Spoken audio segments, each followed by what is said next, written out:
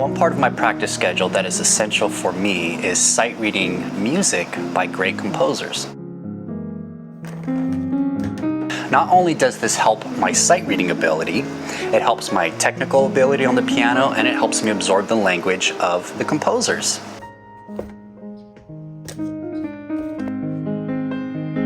But something else happens that is incredibly rewarding, and it hits me like a brick in the face every once in a while when it happens, and that is a sweet-ass jazz chord. I've collected a couple of specimens for us to observe today. We're going to look at some of the chords that these composers wrote 100, 200, 300 years ago, and we're going to see how they apply to a jazz setting. So it's going to be a great video. Check it out.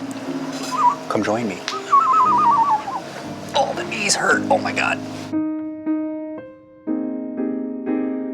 The first chord we're going to check out is by Robert Schumann. This is from his Carnival Preamble, 31 from the end. Here's what it sounds like.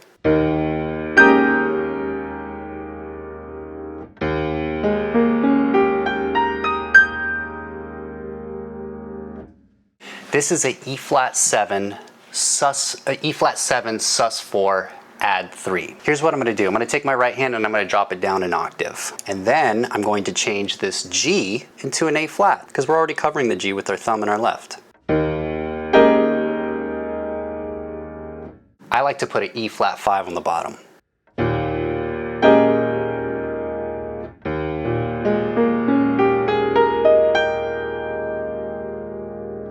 Since it is an E flat 7 chord, this functions as a dominant chord. So we're going to resolve this to A flat. So here's the 2, 5, 1 in A flat.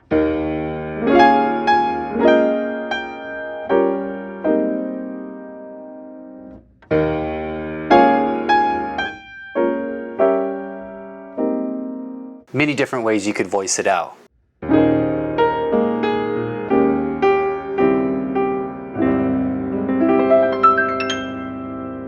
This will also function to lead to D major, since the E flat 7 shares the same 3rd and 7th of the 5 of D. A, right? So.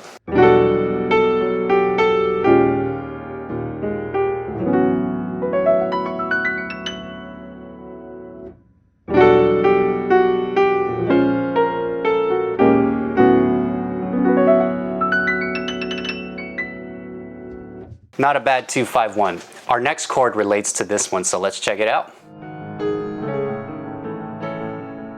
This next chord is also from Robert Schumann. This is from his Forest Scenes. This is Opus 82. Let's check out the chord.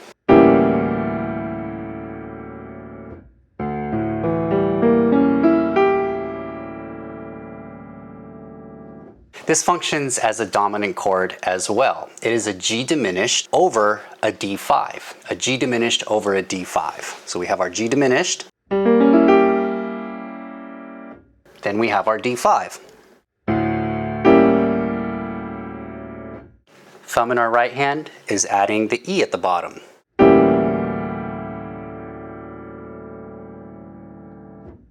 Like I said, this chord functions as a dominant chord, so we're going to view this as an A7 flat 9. Let's take the root out of our left hand. We're going to play an A5, is essentially what this is, over a G diminished. What does this resolve to? A D major.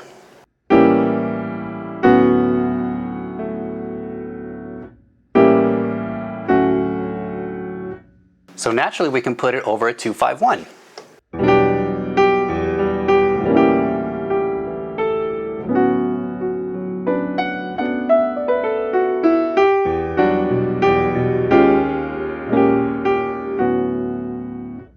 I used that other Robert Schumann chord that I did earlier, and so this is how these two intersect with each other. That first Robert Schumann chord was an E flat sus 4 add 3, right? E flat 7 sus 4 add 3. That could be used as a tritone substitution for your A7 chord.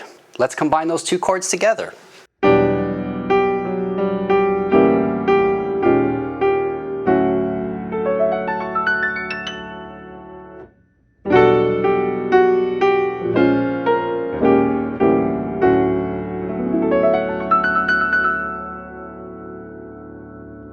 And what's great is that this chord can also function, since it's A7 flat 9, we could use it in the key of A flat, because that's the tritone sub of E flat. So let's do it and resolve it to A flat now.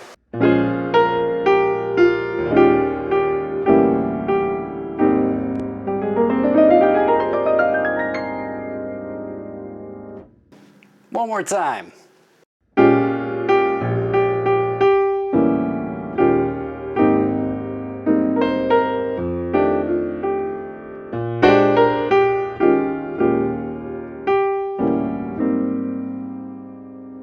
Beautiful chord combinations if you know what to look for. Let's check out our third chord.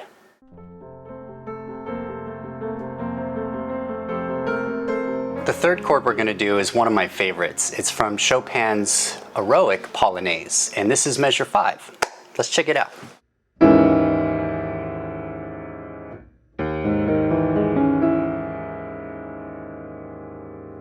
This brings up a really good point with chords, is that when you change the range of chords, it's going to change your perception of what that chord is. At least it does for me. So when I take this chord and jump it up 2 octaves,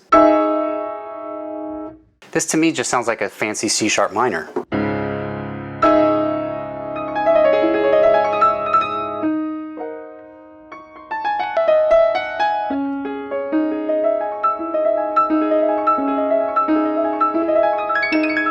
You're just putting the 9th on the bottom. So what we're going to do is, even though this is not a C sharp, it technically is a C sharp minor chord, we're actually going to treat this like a dominant chord. Why a dominant chord? Let's jump it back down 2 octaves. Your right hand's playing a C sharp minor triad, which is the minor 4 of A flat. This wants to resolve here. Good old classic church plagal cadence.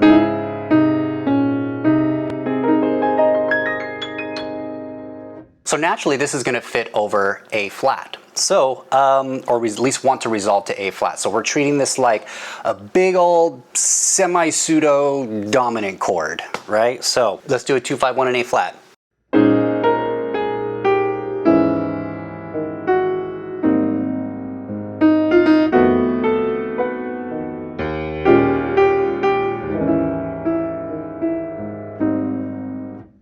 I combined it with the other Robert Schumann chord. So we can actually combine this with those other 2 chords that we did. So let's combine it with the first Robert Schumann chord.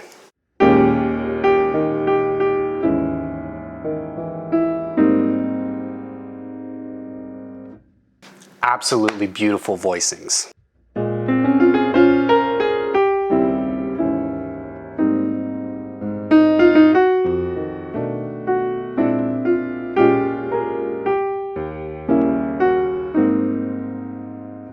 Little mistake, but whatever.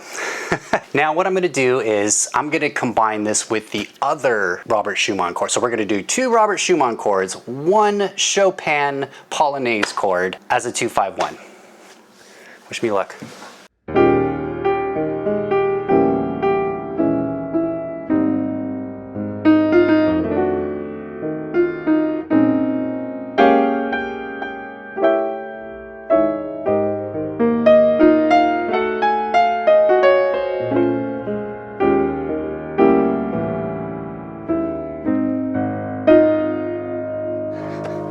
As enough of that. Okay, so we get the idea is that you can combine these chords together, and this actually resolves over D major too, because A flat is, yeah.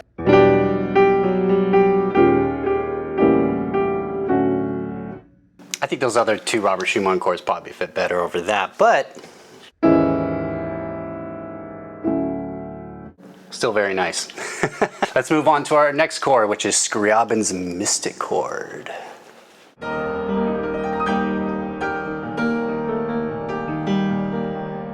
Last chord, Scriabin's Mystic Chord. Not really that mystic, it's just a big fat dominant chord is really what it is. It is a C7 plus 11 13.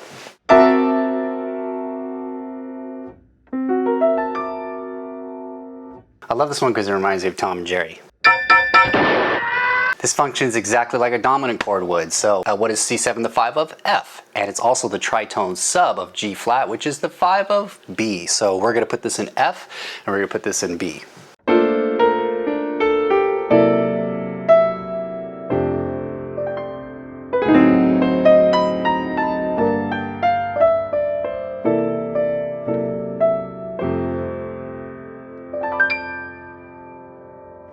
Now in the key of B.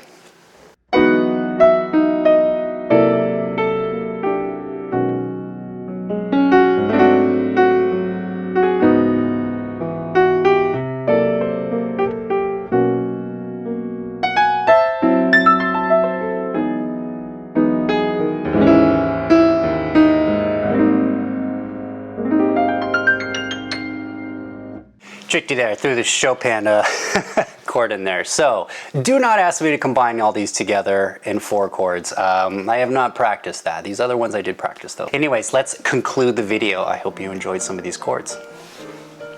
Oh my God, that was a lot, Jesus. So in conclusion, be a practitioner of many different types of music. For me, I decided a long time ago that I didn't want to be a jazz musician that didn't have technical facility, like the whole saying of good enough for jazz. I never wanted to have that saying be a part of my playing. I wanted to be someone who was technically finesse at the piano, that had technical facility at the piano, like a classical musician would, but being able to play jazz. Instead of saying good enough for jazz right now, I say, you'll hear it. Conclusion, practice music of great composers. Like I said in this video, you won't regret it. It's an incredible journey, arduous, did I say that right? Arduous journey, but it's well worth it. So anyways, you'll hear it. See you later. See you in the next one. Sayonara. Get out of here.